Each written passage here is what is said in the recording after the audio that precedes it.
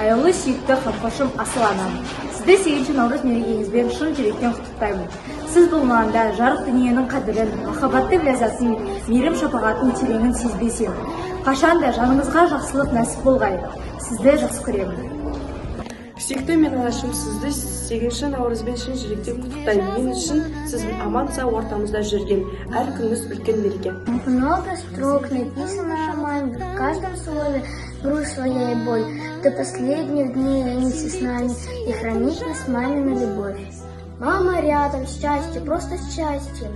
И за дверью звук ее шагов гасит все невзгоды им. Одно счастье. Мама все поймет без лишних слов. Все простите слабости и ошибку, пролетят молитвы к небесам, дороже маминой улыбки, это сильный талисман. Мама ждет днем ясным, темной ночью, верит и надеется на вас. Спасибо, мама, за жизнь.